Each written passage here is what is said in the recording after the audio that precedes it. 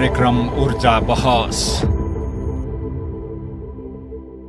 नमस्ते आदरणीय दर्शकहरू, ऊर्जा क्षेत्रका विभिन्न पक्षमा कुराकानी गरिने माउन्टेन टेलिभिजनको कार्यक्रम ऊर्जा बहसमा यहाँ सबैलाई म हार्दिक स्वागत गर्न चाहन्छु।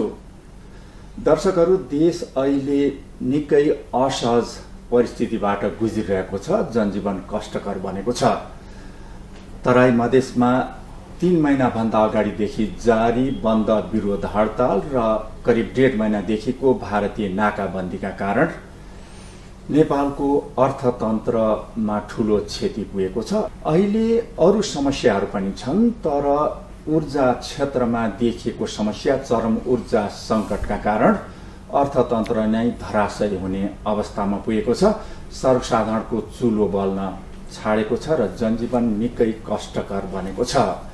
यस्तो अवस्थामा आजको ऊर्जा बहसमा अहिलेको ऊर्जा सङ्कट, यसलाई सम्बोधन गर्न चाल्नु पर्ने कदम, यसमा देखिएका समस्या लगायतका विषयमा कुराकानी हुनेछ र यो कुराकानीका लागि आज हामीले स्टुडियोमा आमन्त्रण गरेका छौँ सरकारका उपप्रधान एवं ऊर्जा मन्त्री एवं एकीकृत माओवादीका सचिव टोप बहादुर रायमाझीज्यूलाई। आउनुहोस्, उहाँलाई कार्यक्रममा स्वागत गर्दै आजको ऊर्जा बहस कार्यक्रम सुरु गर्छ। उपप्रधानज्यू, कार्यक्रममा हार्दिक स्वागत छ। धन्यवाद। अब हुन त उपप्रधानज्यू, तपाईँले अब कार्यभार सम्हाल्नु भएको 1 महिना केही समय बढी भयो, केही दिन बढी भयो। किन अब अहिले यो ऊर्जा जस्तो महत्त्वपूर्ण क्षेत्रमा अहिले जे देखियो, अहिलेको यो नाकाबन्दी बन्द विरोधबाट हाम्रो अवस्था निकै जर्जर, तयारी निकै कमजोर देखियो नि, होइन? यो के हाम्रो विगतका आयोजना, गलत आयोजना, गलत योजना र तिनको कमजोर कार्यान्वयनको उपज हो कि के लाग्छ यहाँलाई उपप्रधानज्यू? यहाँले सही विश्लेषण गर्नु भन्ने लाग्दछ। हाम्रो देशमा ऊर्जाको सबभन्दा महत्त्वपूर्ण क्षेत्र बनेको जलविद्युत आयोजना हो। 108 वर्षदेखि हामीले जलविद्युत आयोजनाको सम्भावना, चुनौतीको विषयमा अन्तर्क्रिया, छलफल, आवश्यकताको विषयमा कुरा गरिरहेका छौँ। तर हामीले 750 मेगावाट, करिबन 750 मेगावाट भन्दा हामीले त्यो चाहिँ उत्पादन गर्न सकेका छैनौँ। अब हामीले कुरा गर्ने, सम्भावनाहरूको आवश्यकता देख्ने, अन्तर्क्रिया गर्ने, तर परिणाममा ल्याउन नसक्ने जो हाम्रो समस्या छ, यसलाई आधारभूत रूपमा हामीले परिवर्तन गर्नुपर्दछ।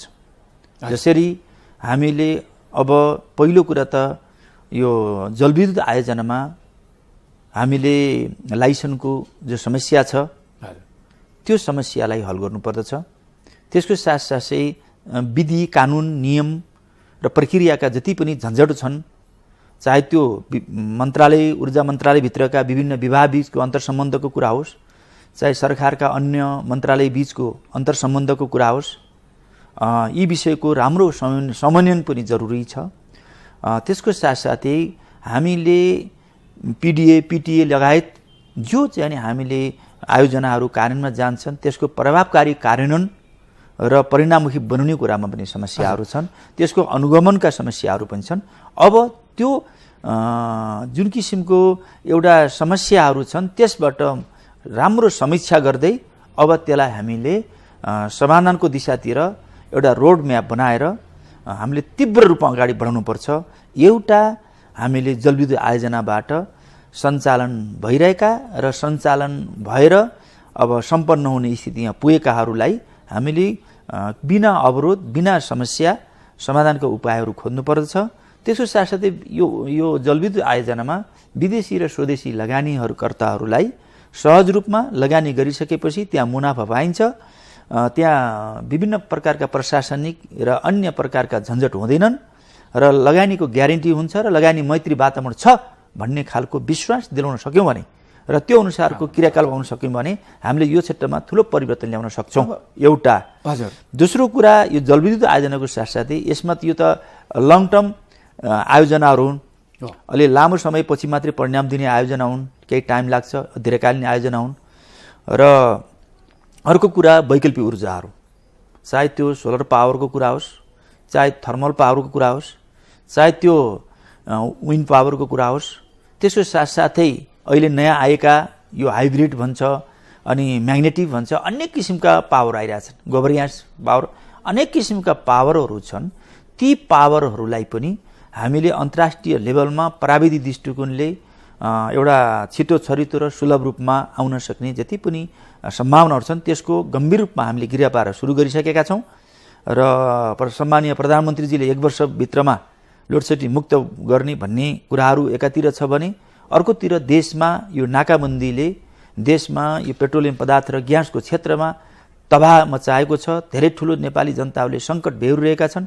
यो स्थितिलाई पनि सम्बोधन गर्नको लागि हामीले तत्कालीन, मध्यकालीन र दीर्घकालीन योजना बनाउनु पर्दछ। त्यसको लागि दीर्घकालीन योजनाको मैले भनिसकेँ र अब तत्कालीन योजनाहरूमा मैले विभिन्न किसिमका वैकल्पिक ऊर्जाहरूलाई छिटोभन्दा छिटो कार्यान्वयन र परिणाम ल्याउने दिशातिर हामी सोच्नुपर्छ। एउटा पुरानज्यू, जस्तो तत्कालीन योजना जस्तो अहिले सर्वसाधारणको अब चुलो बल्ने अवस्था पनि रहेन, खास गरी ग्यासको अभावमा। यहाँले पनि अब तत्कालीन अवस्थामा यसलाई सम्बोधन गर्ने एउटा पक्ष भन्नुभएको छ, एउटा मध्यकालीन रूपमा सम्बोधन गर्ने, एउटा दीर्घकालीन रूपमा ऊर्जाका समस्या सम्बोधन गर्ने, राष्ट्र विकासमा योगदान पुर्याउने भनेर। तत्कालीन रूपमा अहिलेको जुन सरकार छ यो राष्ट्रियताको सवालमा अडिग छ भन्ने एउटा जनधारणा, जनविश्वास छ। तर समस्याहरू जटिल हुँदै गएका छन् र यो विश्वास टुट्न सक्छ। यसतर्फ तत्कालीन रूपमा जनताका समस्या सम्बोधन गर्न, खास गरी ऊर्जा इन्धनका समस्या सम्बोधन गर्न मन्त्रालयले के सोचेको छ? हुन त अब सरकारमा पनि अब आपूर्ति आयल निगम आपूर्ति मन्त्रालयमा पर्यो, त्यसै गरी वैकल्पिक ऊर्जा विज्ञान तथा प्रविधि मन्त्रालय, यसमा समस्या हुन सक्छ। ऊर्जा मन्त्रालयले के सोचेको छ उपप्रधानज्यू?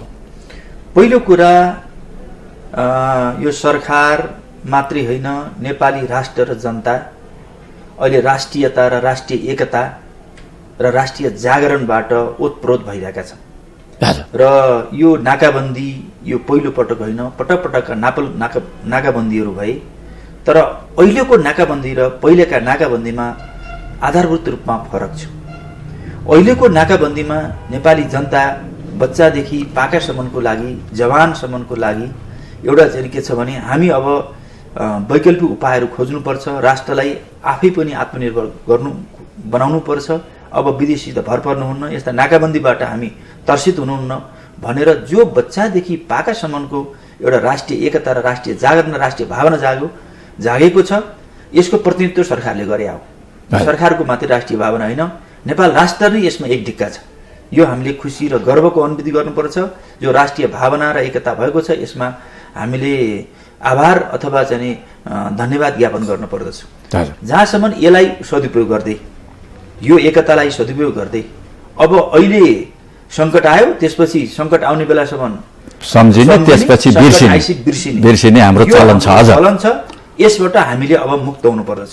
यसको लागि यहाँले सोधे जस्तै अब हामीले यसको समाधानको उपाय के हुन सक्छ भन्ने सन्दर्भमा पहिलो कुरा त हामीले यो सङ्कट पैदा भएको यो संविधान निर्माणसँग सम्बन्धी विषय छ। हामीले संविधान निर्माण गर्यौँ, त्यसमा गर्व गर्नुपर्दछ र केही अधुरा कामहरू छन्, केही आन्दोलनहरू छन्, त्यसलाई पनि संशोधनको मार्फत एकता कायम गरेर त्यसलाई सम्बोधन गर्ने दिशातिर सोच्नुपर्दछ। त्यसो भयो भने स्वाभाविक रूपमा भारतको घोषित या अघोषित यो नाकाबन्दी अलि त समाधान भएर जान्छ र हामीले भारतसँग पनि यो भूपरिवेष्टित देशको लागि यो पारावान सुविधा हो, वास्तवमा यो नैसर्गिक अधिकार हो, अन्तर्राष्ट्रिय कानुनले दिएको अधिकार हो, यसलाई हामीले पाउनु पर्दछ। यो नाकाबन्दीले नेपाललाई मात्रै तबाह र एउटा सङ्कट पैदा गरेको छैन, यसले भारतलाई पनि ठुलो क्षति भएको छ। भारतमा पनि ठुलो विरोध छ, नेपालमा विरोध छ, अन्तर्राष्ट्रिय लेभलमा विरोध छ। सायद यो भारतले पनि जानकारी लिएको हुनुपर्दछ, भारतले पनि गम्भीरतापूर्वक लिनुपर्दछ। यसो भएन भने दुई देशको बीचको सम्बन्ध बिग्रिने हुन्छ, यो मित्रता टुट्न सक्छ र यसले दीर्घकालीन किसिमको दुवै देशलाई नोक्सान पुर्याउँछ र यस्तो नोक्सान पार्ने काम कसैले पनि गर्नुहुन्न। हामी दुई देशको बीचको सम्बन्धलाई सुदृढ गर्न चाहन्छौँ, कूटनीतिले समाधान गर्न चाहन्छौँ र हामीले यो समाधान गरेर हाम्रो मैत्रीपूर्ण सम्बन्धलाई सुदृढ गर्न चाहन्छौँ। यो एकातिर समाधानको एउटा उपाय हो भने तत्कालीन रूपमा अब भारतसित मात्रै भर नपरेर उसित सम्बन्ध गरेर हामीले चाहिँ समाधान गर्ने त छँदैछ, प्रयास जारी छ, प्रयास जारी छ, त्यसको अप्रत्यक्ष रूपमा जारी छ। तर यसको अलावा हामीले यसरी एउटा देशसँग मात्रै भर पर्ने कुरा होइन र हामीले अन्य देशहरूसँग पनि हामीले ती सम्बन्धहरूलाई सुदृढ गर्नुपर्छ र त्यसको लागि विकल्प खोज्नुपर्छ। यो चाहिँ के छ भनेदेखि पेट्रोलियम पदार्थ होस् या ग्यास होस् या अन्य विषयमा पनि दैनिक उपयोगी वस्तुहरूको आपूर्ति विषयहरूमा हामीले अन्य देश एउटै राष्ट्रसँग परनिर्भर हुँदाको यो अहिलेको नतिजा हो हैन उपप्रधानमन्त्री? हजुर, एउटै देशमा यसमा एउटै देशमा एउटा परनिर्भर बन्नुको चाहिँ एउटा नतिजा हो भने त्यसलाई हामीले अब अरू देशसँग पनि हामीले सम्बन्ध सुदृढ गर्ने र विकल्प खोज्ने त्यो दिशातिर प्रयास भइरहेछ र केही प्रगति पनि भएको छ। र अर्को कुरा के छ भने हामीले हाम्रो देशमा फेरि आत्मनिर्भर हुने कुरा, हाम्रो देशमा वैकल्पिक ऊर्जादेखि लिएर तपाईको पेट्रोलियम पदार्थदेखि ग्यासदेखि लिएर अन्य उपयोगी वस्तुको आपूर्ति गर्ने कुरामा हामी आत्मनिर्भर नहुने जो किसिमको संस्कार बसेर गएको छ यसलाई आधारभूतमा परिवर्तन गर्न बदल्नु पर्छ। यी कुराहरू गर्नुपर्छ। जहाँसम्म तत्कालीन यहाँले बताइरहनु भएको छ, हामीले मैले भनिसकेँ भारतसँगको सम्बन्धलाई सुदृढ गर्ने, आन्दोलनकारीलाई सम्बोधन गर्ने एउटा उपाय हो र त्यसरी नाका खोल्ने पहिलो उपाय हो। त्यसको साथसाथै छिमेकी मुलुक अन्य चाइना, बङ्गलादेश र अन्य पाकिस्तान लगायतका अन्य तेस्रो मुलुकहरूसँग पनि हामीले केही न केही चाहिँ हामीले उपायहरू अवलम्बन आपूर्तिको लागि हामीले प्रयास गर्ने। अब तेस्रो कुरा आन्तरिक रूपमा पनि हामीले के छ भनेदेखि जस्तो जलविद्युत आयोजना लगायतका हामीले वैकल्पिक ऊर्जाहरू जस्तो कि सोलर पावर कुरा छ, अनि थर्मल पावरको कुराहरू छन्, विन्ड पावरको कुरा छ, हाइब्रिड पावरको कुरा छ, अनि म्याग्नेटिक पावर कुरा छ, जति पनि पावरहरू छन्, अनि अन्य गोबर प्लान्टको कुराहरू छन्। यस्तो कुराको सबै प्लान्टहरू र अन्य प्लान्टहरूलाई पनि हामीले जसरी छिटो छरितो हुन्छ, जसरी सबभन्दा प्राविधिक दृष्टिकोणले आर्थिक दृष्टिकोणले सुलभ हुन्छ, सहज हुन्छ, छिटो छरितो हुन्छ, यसलाई पनि हामीले गिरेकार्य गरिरहेका छौँ।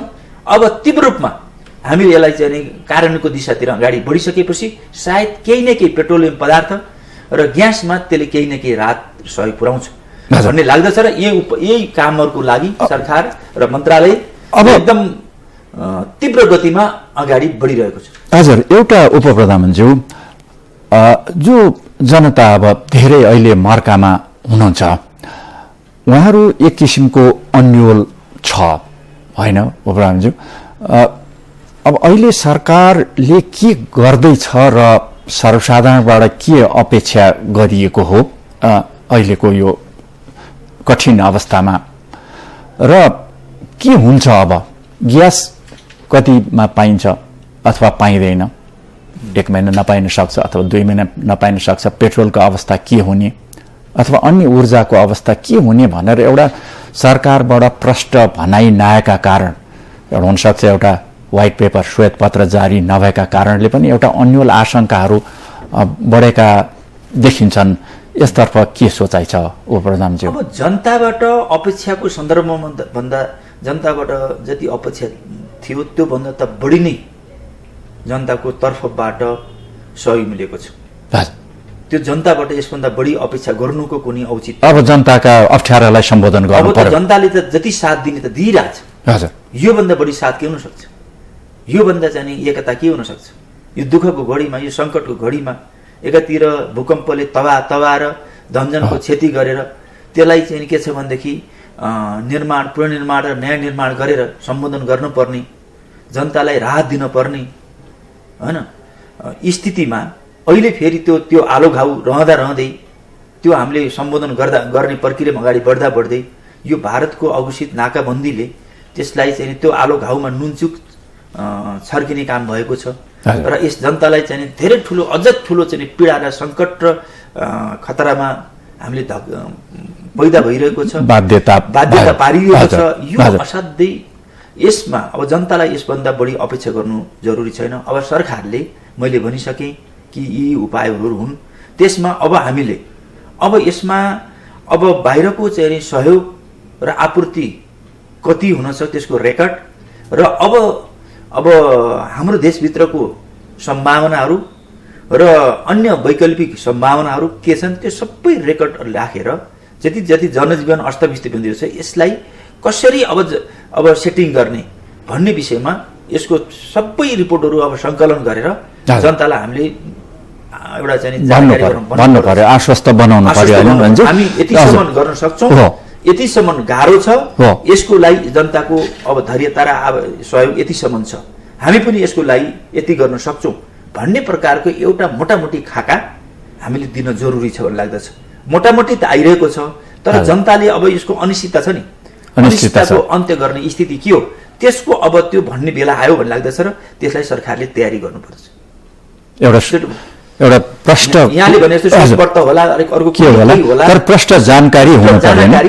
एक महिनापछि ग्यास पाइन्छ अथवा पाइँदैन, के हुन सक्छ, अगाडि बढ्ने यी हामी यसरी अगाडि बढिरहेका छौँ।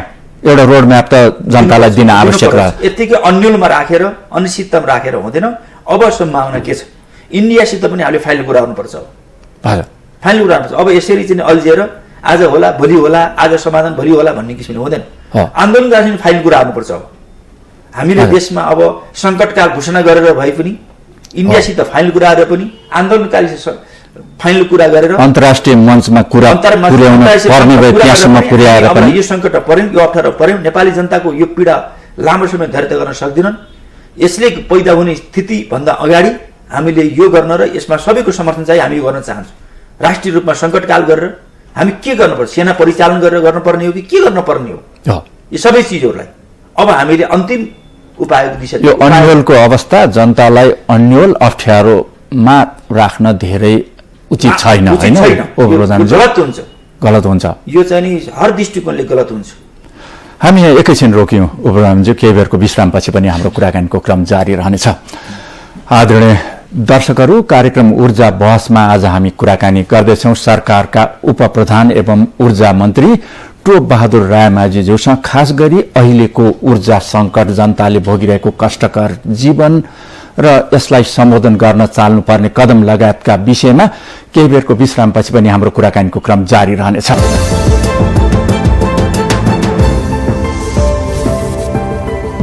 कार्यक्रम ऊर्जा बहस।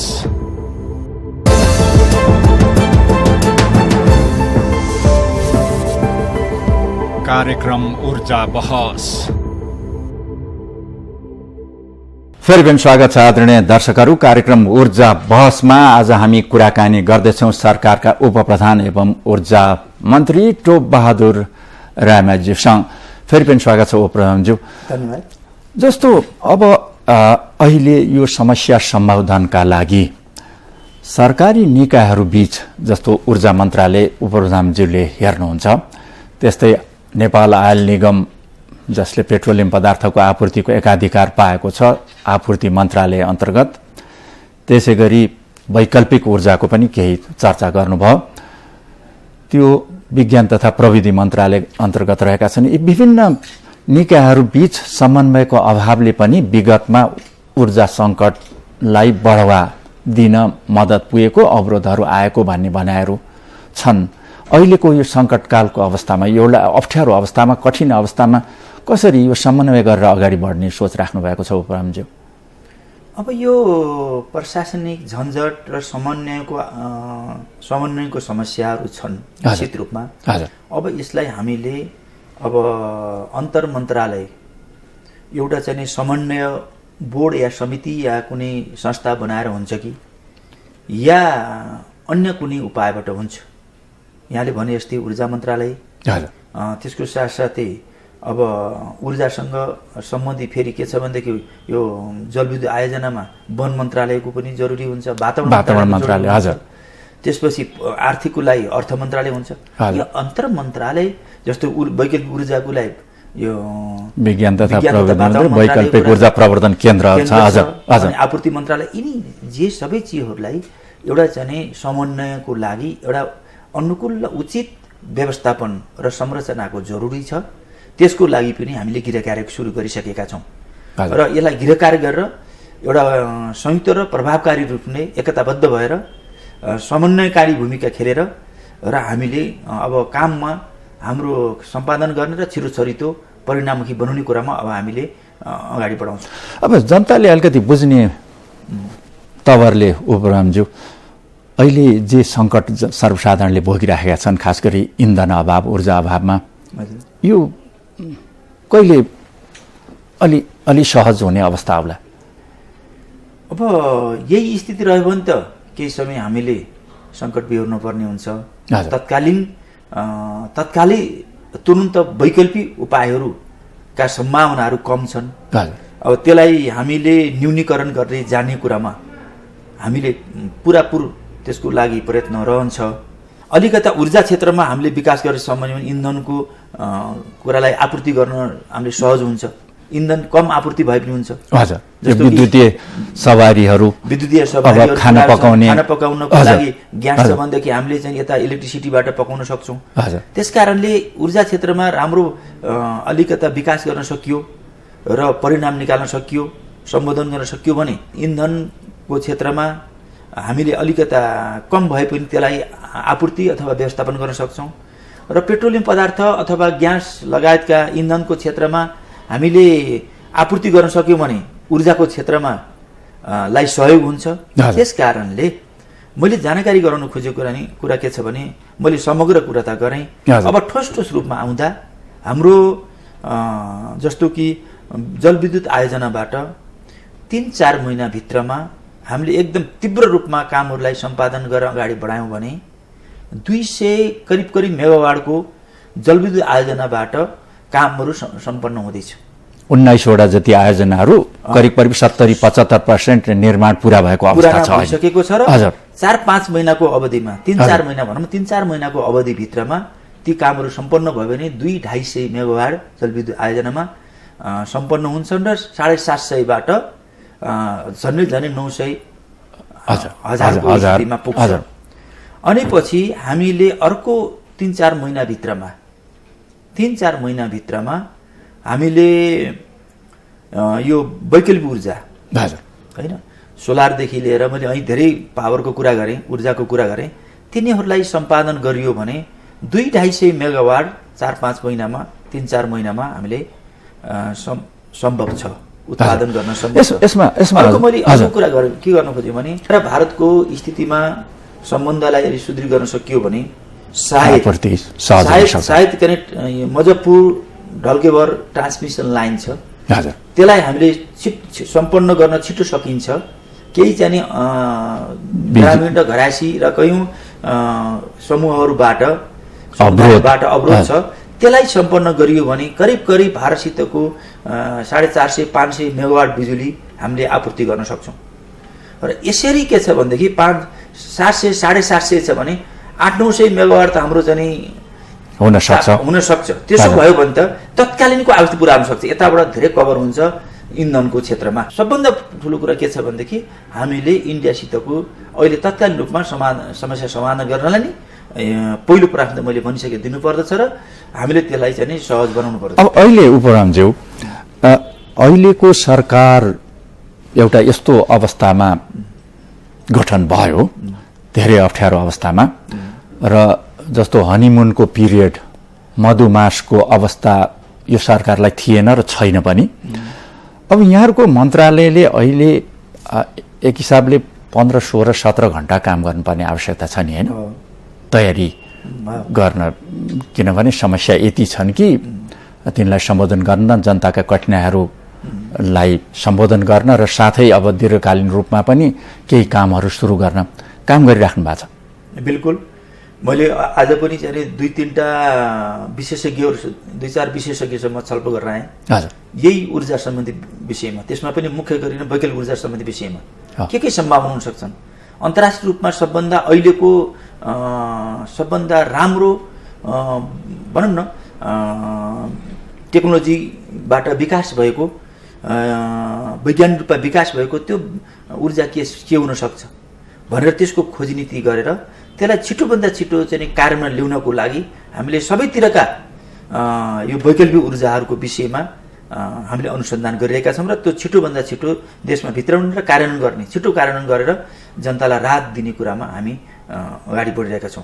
अब एउटा अहिलेको तत्कालीन समस्या सम्बोधन गर्ने कुरा भयो, अर्को दीर्घकालीन रूपमा राष्ट्रिय ऊर्जा नीति तर्जुमा गर्ने भनेर संसदको कृषि तथा जलस्रोत समितिमा यहाँहरूसँग केही दिन अगाडि छलफल भएको थियो। हजुर, के यसतर्फ काम भइरहेको छ राष्ट्रिय ऊर्जा सुरक्षा? त किनभने अहिले देखियो कि ऊर्जामा त हाम्रो के पनि रहन्छ अहिलेको तस्बिरले त्यसलाई महत्त्वपूर्ण तत्कालीन र दीर्घकालीन कुरातिर नै अगाडि बढाइरहनु भएको छ। मुख्य गरिकन तत्कालीन समस्याको समाधान के हुनु छ र दीर्घकालीन के हुन सक्छ भन्ने विषयमा दुवै चिजहरूलाई हामीले सँगसँगै लैजानु पर्दछ। त्यसको लागि पनि हामीले गृह कार्य सुरु गरिसकेका छौँ र यसमा ऊर्जा सुरक्षाको लागि ऊर्जा सङ्कट घोषणा गरेर भए पनि हामीले कार्य सम्पादन गर्नुपर्दछ। मैले अगाडि सुरुमा भनेको थिएँ कि त्यसको लागि दीर्घकालीन समस्या समाधानको लागि हामीले ऊर्जा क्षेत्रमा मुख्य गरिकन जलविद्युत आयोजना हाम्रो लागि पहिलो प्राथमिकताको विषय बन्दछ।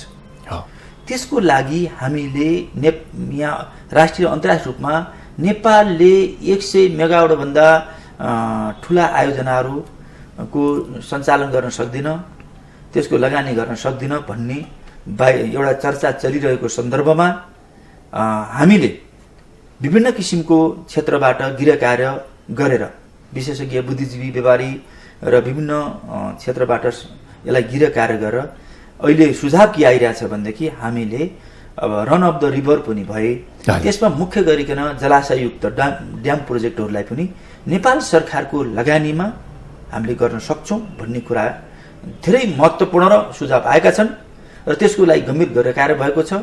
जस्तो कि यो बुढी गण्डकी जलाशययुक्त चाहिँ आयोजना, नरसिंहगाड आयोजना लगायतका थुप्रै यस्ता आयोजनाहरू छन् जसलाई हामीले नेपाल सरकारको लगानीमा र यसलाई कुन मोडालिटी जाने भन्ने विषयमा पनि हामी गृह कार्य गर्दैछौँ।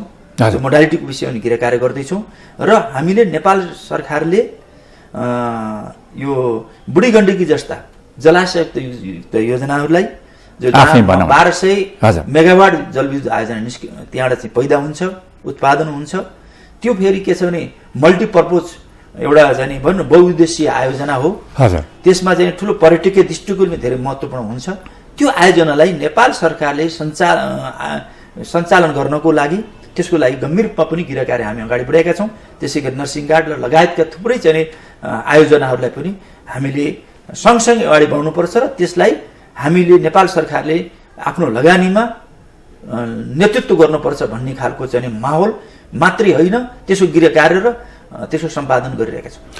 अब जस्तो अब उब्रामज्यूले अहिले सम्हाल्न राख्नु भएको ऊर्जा मन्त्रालय एउटा राष्ट्रका लागि अर्थतन्त्रको विकासका लागि अत्यन्त महत्त्वपूर्ण तर हरेक कुरामा विवाद आइराख्ने मन्त्रालय हो।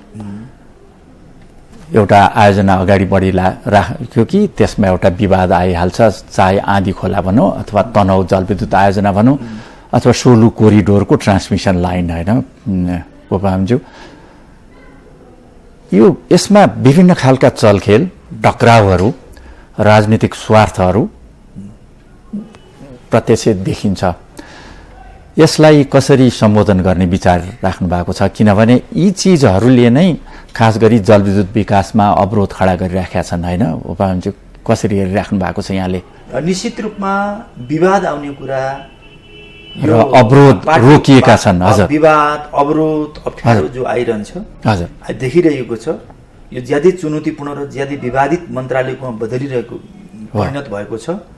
यो हुनको पछाडिको कारण म गम्भीर रूपमा अध्ययन त गरिरहेको छु, तर मलाई लाग्छ एउटा चाहिँ नि सामान्य रूपमा त्यसको अध्ययन गर्दा कुनै राजनीतिक स्वार्थ, आर्थिक स्वार्थको कारणले सबभन्दा बढी विवाद आउने गर्छ। हर योजनाहरूमा, प्रोजेक्टहरूमा, हर क्षेत्रमा आर्थिक र राजनीतिक स्वार्थ जहाँ बढी हुन्छ त्यसमा चाहिँ बढी विवाद आउँछ। हामी त्यो राजनीतिक र आर्थिक स्वार्थभन्दा अलि माथि उठेर यो मन्त्रालय चलाउनु पर्छ। एक त सम्पूर्ण एउटा सरकार नै चलाउनु पर्छ, त्यसमा आफ्नो जिम्मेवारी पाएको चाहिँ जो विभाग होस्, मन्त्रालय होस्, राजनीतिक र आर्थिक स्वार्थभन्दा अलि माथि उठ्नु पर्दछ। त्यसको लागि के ती राजनीतिक स्वार्थबाट प्रेरित छन्, के आर्थिक स्वार्थबाट प्रेरित छन्, के अन्य व्यक्तिगत अन्य स्वार्थबाट प्रेरित छन्, त्यसलाई पहिचान गरेर त्यसभन्दा माथि उठ्ने एउटा वातावरण सिर्जना गर्नुपर्दछ। त्यसको लागि हामीले चाहिँ के छ भने त्यसको लागि गिरेकाएर भइरहेको छ। त्यसको लागि सबभन्दा पहिलो कुरा यो प्रशासनिक सुधार, नीतिगत सुधार, योजनागत सुधार, आयोजनागत सुधार र समग्र सुधार गरेर हामीले चाहिँ अगाडि बढ्नुपर्छ। के अवरोधहरू छन् त्यसलाई हर्नको लागि समन्वयकारी भूमिका, सबैलाई राष्ट्रप्रति, जनताप्रति, यो सङ्कटप्रति समाधान गर्नको लागि यो सबै प्रकारका स्वार्थभन्दा माथि उठेर काम गर्ने खालको एउटा जसरी नेपालमा राष्ट्रिय एकता कायम भयो त्यसै गरिकन अब हामीले चाहिँ यो सरकार र चाहिँ मन्त्रालयमा पनि एउटा चाहिँ स्वार्थभन्दा माथि उठेर राष्ट्रिय भावना र जनताप्रति जिम्मेवार हुने किसिमले काम गर्नु पर्दछ। विगतका कमी कमजोरी र समस्याहरूबाटको गम्भीर समीक्षा गरेर हामीले त्यसलाई समाधान गर्ने र त्यसलाई कमी कमजोरीलाई हटाउने र राम्रो कामलाई पछ्याउने, कमी कमजोरीलाई सच्याउने र राम्रो कामलाई पछ्याउने एउटा चाहिँ त्यस प्रकारको एउटा युनिटी, त्यस प्रकारको योजना, त्यस प्रकारको कार्यक्रम, त्यस प्रकारको इच्छा शक्ति निर्माण गरेर अगाडि जाने हाम्रो लक्ष्य छ, मेरो योजना छ। प्रतिबद्ध हुनुहुन्छ उपमहामन्त्री होइन? बिल्कुल। अब हुन त विगतमा पनि यस्ता प्रतिबद्धताहरू आए। यहाँबाट अलि अब एउटा मन्त्रालयमा उप प्रधानमन्त्रीको नेतृत्व भयो भनी अलिकति बढी नै अपेक्षा गरिएको छ र एउटा फेरि सरकारको प्रमुख साझेदार दलको प्रभावशाली नेता पनि हुनुहुन्छ यहाँ। तपाईँबाट अब गत हप्ता हामीसँग संसदको कृषि तथा जलस्रोत समितिका सभापति गगन थापाज्यू पनि भन्दै हुनुहुन्थ्यो उहाँहरू अहिले यसपटक अलिकति प्रतिबद्ध भएर बढी अपेक्षाका साथ अगाडि बढ्ने भनेर लागिराख्नु भएको छ। तपाईँबाट यही अपेक्षा गरेको छ उपराज्यज्यू। अर्को अब जुन स्वतन्त्र ऊर्जा उत्पादकहरूको सङ्गठन छ इपान, उहाँहरूले ऊर्जा सङ्कट घोषणा गर्नु पर्यो भनेर माग केही दिन अगाडि राख्नुभयो, यहाँहरू समक्ष पनि राख्नुभयो, पत्रकार सम्मेलन पनि गर्नुभयो, विभिन्न उहाँहरूका 7-8वटा बुदा राख्नुभयो। के ऊर्जा सङ्कट घोषणा भयो भने एउटा राम्रो उपलब्धि हुन सक्ने देखिन्छ उपमहामन्त्री? जस्तो ऊर्जा सङ्कट घोषणा गर्ने त विगतमा पनि कुराकानी भयो, घोषणा त भयो तर त्यसलाई कार्यान्वयन भएन। घोषणा मात्रै हुनु ठुलो कुरो हुँदैन नि, होइन? यहाँले ठिक कुरा गर्नुभयो। ऊर्जा सङ्कट पहिले पनि घोषणा भएको। हजुर। सङ्कट घोषणा गर्ने, हामीले काम नगर्ने र परिणाम ननिकाल्ने, यस्तो किसिमको सङ्कटको ऊर्जा सङ्कट घोषणा गर्नु कुनै अर्थ हुन्न। जब हामीले ऊर्जा सङ्कट घोषणा गर्छौँ भने ऊर्जा सुरक्षा र ऊर्जाको चाहिँ के छ भने क्षेत्रमा हामीले चाहिँ परिणाममुखी काम गर्न पर्यो। त्यसको लागि त्यो ऊर्जा सङ्कटले त्यो चाहिँ के छ भने त्यो सफलताको दिशा अगाडि बढ्नको लागि, परिणाम ल्याउनको लागि महत्त्वपूर्ण भूमिका खेल्नु पर्यो। ठिक छ, ऊर्जा सङ्कट घोषणा गर्नुपर्दछ, तर चाहिँ हामीले परिणाममुखी काम गर्न सक्नु पर्यो र परिणाममुखी काम पनि टाइम फ्रेमभित्र, योजनाभित्र प्रभावकारी किसिमले कार्यान्वयन गरेर टाइम फ्रेमभित्र परिणाम निकाल्ने किसिमले काम गर्नु पर्यो। त्यसको लागि उहाँहरूको सुझावलाई हामीले आत्मसात गर्नुपर्छ र सम्मान गर्नुपर्दछ। अब यो ऊर्जा क्षेत्र खास गरी जलविद्युतको विकासका लागि ऐन नियमहरू बाधक भए भनेर बारम्बार कुराहरू आइराखेका छन् विगतमा पनि। अब संसदको समितिले, कृषि तथा जलस्रोत समितिले ऊर्जा मन्त्रालयलाई 8 पटकसम्म आवश्यक ऐन नियमको तर्जुमा पेश गर्नुहोस् भन्दा पनि पेश भएन भन्ने उहाँहरूको भनाइ छ। के देखिन्छ? यहाँले हेर्नु भएको छ ऐन नियमका कारणले अप्ठ्यारो देखिन्छ? ती ऐन नियमहरू थुप्रै छन् र ती ऐन नियमलाई सुझाव पनि आएका छन्। कृषि तथा जलस्रोत समितिले पनि पठाएको छ, त्यसको हामीले गम्भीर अध्ययन गरिरहेका छौँ। अब मैले अगाडि सुरुमा पनि भने कि विधि प्रक्रिया ऐन नियममा आएका समस्याहरू, ती अवरोधहरूलाई हटाउनको लागि हामीले प्राथमिकताका साथ अध्ययन गरिरहेका छौँ र हामीले सँगसँगै चाहे ऐन नियमका कुराहरू हुन्, विधि प्रक्रियाका कुरा हुन्, चाहे मन्त्रालयका विभिन्न मन्त्रालय अन्तर्गतका विभागीय समन्वयका कुराहरू हुन्, त्यहाँ अन्तर मन्त्रालय समन्वयन र सहकार्यका कुराहरू हुन्, चाहे त्यो चाहिँ के छ भने कामको स्पिडलाई तीव्रता दिने विषयमा आएका समस्याहरू हुन् र कार्यान्वयनको पक्षमा देखा परेका समस्याहरू हुन्। हर क्षेत्रमा देखा परेका समस्याहरूलाई समग्रमा हामीले समाधान गर्दै कामलाई अगाडि बढाउने र छिटोभन्दा छिटो यो ऊर्जा सङ्कटलाई समाधान गर्ने दिशातिर नै हामीले आफ्नो कार्य सम्पादन गर्छौँ, योजना निर्माण गर्नको लागि हामी लागिपरेका छौँ र केही समयपछि त्यसको क्रमशः परिणाम आउने दिशातिर यहाँहरूले त्यो महसुस गर्नुहुनेछ। हामी त्यही आशा गरौँ। अर्को कुरो उपभवनज्यू, जस्तो निजी क्षेत्र, नेपालको निजी क्षेत्र जसले खास गरी जलविद्युतमै लगानी गर्न खोजिरहेको छ र केही लगानी पनि भएको छ र अन्तर्राष्ट्रिय लगानीकर्ताहरू, उहाँहरूका विभिन्न गुनासाहरू छन्। हामीसँग कुराकानी गर्ने क्रममा पनि अब ती गुनासाहरू उपप्रधानज्यूसम्म नपुग्ने कुरै भएन। विभिन्न मन्त्रालय बीच विभिन्न ठाउँमा जानुपर्ने, वन, वातावरण, ऊर्जा विभाग, लाइसेन्समा समस्या, त्यसलाई प्रक्रिया काम अगाडि बढाउन समस्या, यी लगायतका समस्याहरू सम्बोधन गर्न र अन्तर्राष्ट्रिय लगानीलाई आकर्षण गर्नेतर्फ के गृह कार्य, के सोच, अहिले भइरहेकोमा सुधार गर्नेतर्फ के सोचाइ छ? मैले समग्रमा भनिसकेँ ठोस रूपमा। हजुर, यो ऊर्जा क्षेत्रमा अन्तर्राष्ट्रिय लगानी नगरिकन हामीले यहाँको ऊर्जा सङ्कटलाई समाधान गर्न सक्दैनौँ र ऊर्जा क्षेत्रमा विकास गर्न सक्दैनौँ, परिणाम ल्याउन सक्दैनौँ।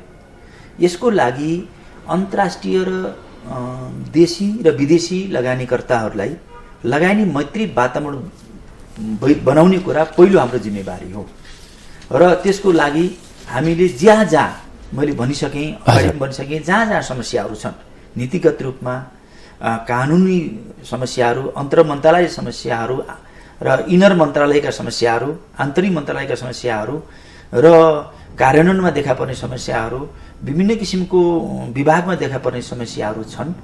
त्यो समस्यालाई अब हामीले लगानीकर्ताहरूकोले गुनासो नगर्ने खालको, गुनासो नआउने खालको वातावरण सिर्जना गर्नुपर्छ।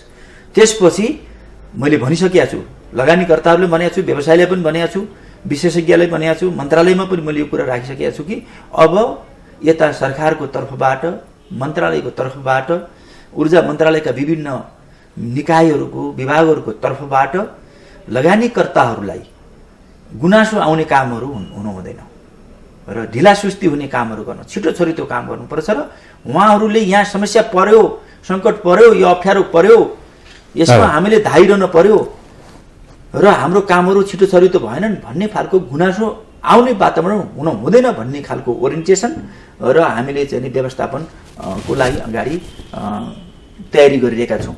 अब त्यो भइसकेपछि अब व्यवसायीहरूले, लगानीकर्ताहरूले राम्रोसँग एउटा तीव्र गतिमा आफ्नो कामहरू सम्पादन गर्न सक्छ छैन, त्यतातिर फर्काइदिनुपर्छ। 180 डिग्री भनौँ, उनीहरूले चाहिँ आलोचना यता गर्ने होइन, गुनासो गर्ने होइन कि गुनासो अब के छ भने लगानीकर्ताहरूले आफ्नो कार्यक्रम सम्पादन गरेर तीव्र गतिमा परिणाम ल्याउने खालको काम गर्छ गर्दैन, यो विषयलाई उल्टाइदिनुपर्छ भन्ने स्पिडका साथ हामी अगाडि बढिरहेका छौँ।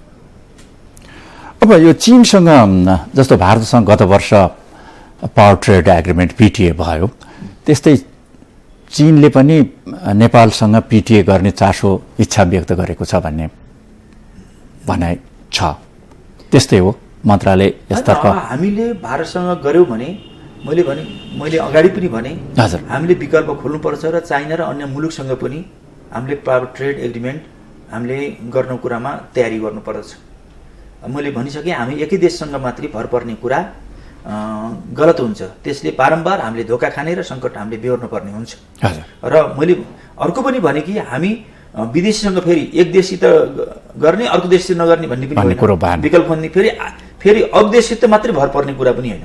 हामी फेरि आफ्नो देशमा फेरि आत्मनिर्भर हुने कुरामा पनि त्यत्तिकै सचेत हुनुपर्छ। हाम्रो देशमा एउटा गलत परम्परा के छ भने कि गाडी खोज्ने बाटो नखोज्ने, गाडी किन्ने बाटो राम्रो नबनाउने होइन। अब गाडी चलाउने त बाटोमा हो, बाटो नबनाउने, बाटो राम्रो नबनाउने, गलत योजना र कमजोर कार्यान्वयन। अर्को कुरा, यो ऊर्जाको क्षेत्रमा पनि हामीले जलविद्युत आयोजना हामीले सञ्चालन गर्छौँ, हाम्रो चाहिँ बाटो छैन। जलविद्युत आयोजनाको बाटो भनेको त ट्रान्समिसन लाइन हो। र मैले के तयारी हामीले गरिरहेका छौँ भनेदेखि मन्त्रालयमा अहिले तत्कालीन रूपमा एउटा दिशानिर्देशन भएको छ, त्यसलाई तीव्र रूपमा अगाडि बढ्ने कुरा भएको छ कि हामीले ट्रान्समिसन लाइनको एउटा यो देशमा समग्र एउटा मास्टर प्लान बनाउनु, सञ्जालको मास्टर प्लान बनाउनु पर्यो होइन। जति पनि बाटाहरू छन्, हाइवे छन्, त्यसमा हाम्रो मोटामोटी रूपमा उत्तर दक्षिण र पूर्व पश्चिम र अरू सहायक क्षेत्रमा पनि हामीले ट्रान्समिसन लाइनलाई व्यवस्थित गर्नु मास्टर प्लानका साथ अहिलेदेखि बनाउनु पर्यो, योजना बनाउनु पर्यो। अब अहिले योजना बनाइसके मास्टर प्लान बनाइसकेपछि त्यसमा अहिले प्राथमिकता कहाँ दिनुपर्ने हो, सुरु कहाँबाट गर्ने भन्दाखेरि जहाँ प्राथमिकता दिनुपर्ने हो, जहाँ जलविद्युत आयोजनाहरूको घनीभूत एउटा आयोजनाहरू सञ्चालन भइरहेका छन् त्यो क्षेत्रलाई प्राथमिकता दिँदै हामीले चाहिँ नि अन्य छिमेकी मुलुकसँग पनि हामीले चाहिँ के छ भनेदेखि ट्रान्समिसन लाइनको लागि व्यवस्थापन गर्नुपर्छ। त्यसो भयो भने ट्रान्समिसन लाइन र चाहिँ जलविद्युत आयोजनाहरू र अन्य चाहिँ वैकल्पिक ऊर्जाहरूलाई पनि त्यसमा हामीले सञ्चालन गर्न सक्छौँ र सहज हुन्छ। यसलाई समग्र रूपमा ऊर्जा क्षेत्रमा एउटा राम्रो मास्टर प्लान बनाएर अगाडि जाने योजनाका साथ हामी अगाडि बढ्दैछौँ। हजुर, एउटा अब जस्तो उपप्रधानजी अब काम नहुनाको कारण योजना बन्छन्, काम कार्यान्वयन पछि अत्यन्त फितलो हुनाको कारण राजनीतिले राम्रो मान्छे भन्दा हाम्रा मान्छे राख्ने चलन छ। आयोजनाहरूमा दक्ष जनशक्ति र आयोजनाको नेतृत्व दिन सक्ने मान्छेहरूको अभाव छ र त्यहाँ राजनीतिक हस्तक्षेप छ भन्ने एउटा आरोप छ, भनाइ छ। तपाईले अब कार्यभार सम्हालेपछि यो कार्यान्वयन पक्षलाई सुदृढ हुन्छ भन्ने विश्वास गर्न सकिन्छ उपप्रधानज्यू? मैले सुरुमै कुरा भनेको छु, त्यसलाई दोहोऱ्याउन चाहन्छु। राजनीतिक र आर्थिक स्वार्थभन्दा माथि उठेर हामीले काम गर्नुपर्दछ। राजनीति र विचार भन्ने चिज स्वतन्त्रताको कुरा हो होइन। हामीले चुनावमा र अन्य पार्टीगत सञ्चालन गर्दाखेरि आफ्ना पार्टी, आफ्ना विचार, आफ्ना योजना, आफ्ना कार्यक्रम हुन्छन् नै, तर राष्ट्र निर्माण गर्ने काममा, राष्ट्रको उन्नति, प्रगति र समृद्धिको प्रश्नमा, योजना निर्माणको काममा, विकास निर्माणको काममा हामीले राजनीति र आर्थिक स्वार्थभन्दा माथि उठेर सबै पक्षलाई एकताबद्ध गरेर निस्वार्थ भावनाले हामीले सबैलाई युनिफाइड गरेर अगाडि जानुपर्दछ। त्यसमा राजनीतिक स्वार्थ र आर्थिक स्वार्थभन्दा माथि नै उठ्नुपर्छ। यो स्पिरिटलाई सरकारले र कुनै पनि मन्त्रालय, कुनै पनि व्यक्तिले, नेताले, मन्त्रीले अहिले उठेको देखिएन विगतमा होइन उपप्रधानज्यू? तपाईँ अब अलिकति कमी कमजोरी छ, धेरै नै कमी कमजोरी छ, त्यसभन्दा माथि उठ्नु पर्दछ। तर एउटा कुरा के छ भनेदेखि अहिले पछिल्लो चरणमा सबै राजनीतिक पार्टीहरू संविधान निर्माण गर्नको लागि एउटा राष्ट्रिय एकता कायम भयो। अहिले भारतको जो नाकाबन्दी छ त्यो नाकाबन्दी बेठिक हो र त्यसमा झुक्न हुँदैन भन्ने जुन राष्ट्रिय भावना जाग्यो, आफ्नो राजनीतिक पार्टी र विचारभन्दा पनि माथि उठेर राष्ट्रिय भावना जाग्यो। त्यसै गरिकन अब हामीले विकास निर्माणको प्रश्नमा पनि हामीले चाहिँ के छ भने पार्टी, विचार र चाहिँ आर्थिक स्वार्थभन्दा माथि उठेर राष्ट्रिय एकता, सहकार्य, समझदारी गरेर हामी अगाडि बढ्नुपर्छ। हस् भयो भने मात्रै हामीले समाधान गर्न सक्छौँ। हजुर, हस् उपप्रधानज्यू, अब व्यस्त हुँदाहुँदै पनि हामीसँग कुराकानी गर्ने समय दिनुभयो। अहिलेको यो महत्त्वपूर्ण बेला र एउटा ऊर्जा सङ्कटको बेला, नेपाली जनताहरूलाई अप्ठ्यारो परेको बेलामा महत्त्वपूर्ण विचार राखिदिनु भयो। महत्त्वपूर्ण समय र विचारका लागि उपप्रधानज्यूलाई धेरै धन्यवाद। अब अहिले धेरै कष्ट छ, कष्टकर जीवन छ नेपालीहरूको, तैपनि अब दीपावलीको बेला छ। यहाँलाई दीपावलीको हार्दिक शुभकामना पनि उपप्रधानज्यू। यहाँलाई पनि धेरै धेरै शुभकामना र धन्यवाद ज्ञापन गर्न चाहन्छु। धन्यवाद। आदरणीय दर्शकहरू, कार्यक्रम ऊर्जा बहसमा आज हामीले कुराकानी गर्यौं सरकारका उपप्रधानमन्त्री एवं ऊर्जा मन्त्री टोप बहादुर रायमाझीज्यूसँग। खास गरी अहिलेको ऊर्जा संकट, यसलाई सम्बोधन गर्न सरकारबाट भइरहेका काम कारबाही, देखिएका समस्या लगायतका विषयमा उहाँसँगको हाम्रो कुराकानीको निर्धारित समय सकियो। प्रश्न नै छ, अहिले जनजीवन कष्टकर छ, तैपनि अहिले दीपावलीको अवसर छ। यो अवसरमा हामी हाम्रा सम्पूर्ण आदरणीय दर्शकहरूलाई दीपावलीको शुभकामना व्यक्त गर्दै आजको यो ऊर्जा बहस कार्यक्रममा मलाई सघाउने प्राविधिक साथीहरूलाई धेरै धन्यवाद दिँदै आजको यो कार्यक्रमबाट म बिदा माग्दछु। नमस्ते।